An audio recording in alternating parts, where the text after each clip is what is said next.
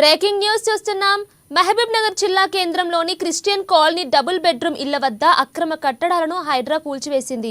523 survey నంబర్లోని అక్రమ కట్టడాలను నేలమట్టం చేశారు అధికారులు. కబ్జాలకు పాల్పడి నిర్మాణాలు చేపడితే ఎట్టి పరిస్థితుల్లో ఉపేక్షించేది లేదని సీఎం రేవంత్ రెడ్డి ప్రకటించిన కొన్ని గంటల్లోనే జిల్లా కేంద్రంలో హైడ్రా అధికారులు రంగంలోకి దిగడం గమనార్హం. ఇక ఇటీవల కాలంలో రాష్ట్ర వ్యాప్తంగా అక్రమ కట్టడాలను కూడా హైడ్రా కూల్చివేస్తున్న విషయం తెలిసిందే.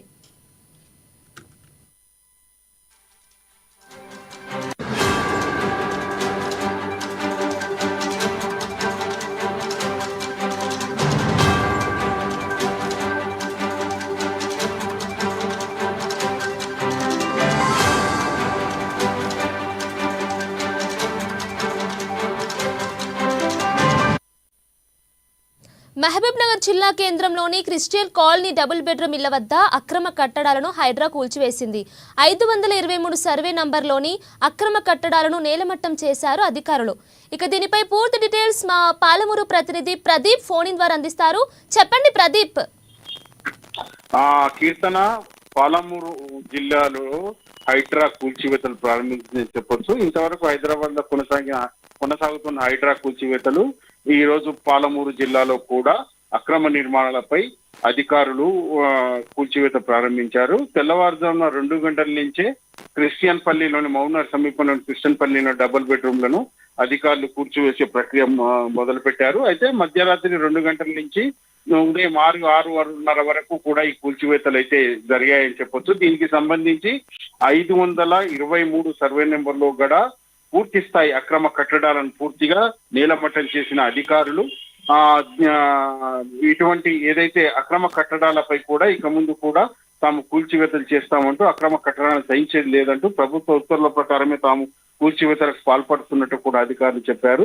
దీనికి సంబంధించి ఏదైతే డబుల్ బెడ్రూమ్ సంబంధించిన బాధితులు ఎవరైనా ఉన్నారో వారు కూడా తీవ్ర ఆందోళన అయితే చేపట్టినటువంటి నేపథ్యం ఉంది. అయితే గతంలో 2001లో అప్పటి కాంగ్రెస్ ప్రభుత్వమే తమకు ఇళ్ల పట్టాలు ఇచ్చిందంటూ కూడా వాళ్ళు ఏదైతే ఇళ్ల పట్టాలు చూపించి ధర్నాకు దిగినటువంటి పరిస్థితి ఉంది. అవన్నీ చెల్లబోవంటూ, అవి నకిలీవి అంటూ కూడా అధికారులు తేల్చేశారు. దీనికి సంబంధించి పూర్తి స్థాయి ఉద్రిక్త పరిస్థితి అయితే నెలకొన్నాయని చెప్పొచ్చు. మరోవైపు ఈ కూల్చివేతలను అడ్డుకుంటామంటూ కూడా బాధితులు చెప్తున్నప్పటికీ అధికారులు మాత్రం తాము లీగల్ గానే ప్రభుత్వ ఉత్తర్వుల ప్రకారమే అక్రమ కట్టడాలుగా గుర్తించి కూలుస్తున్నామంటూ కూడా, అక్రమ కట్టడాలు ఎక్కడున్నా కూడా కూలుస్తామంటూ కూడా అధికారులు తేల్చి చెప్పారు.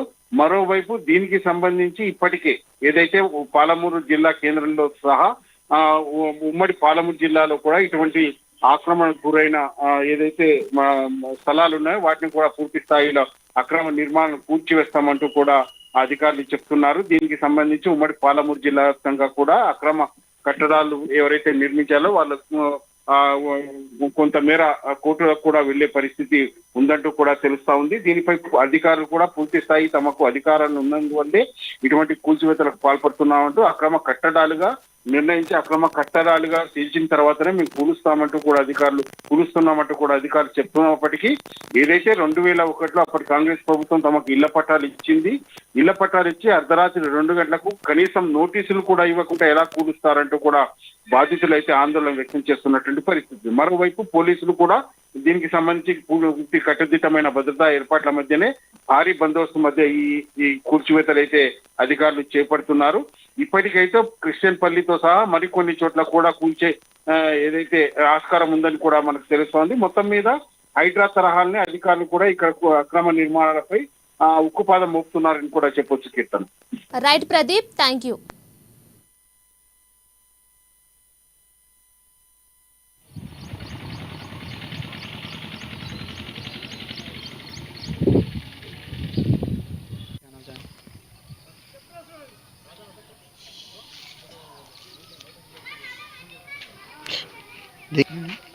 దీని గురించి ప్రెస్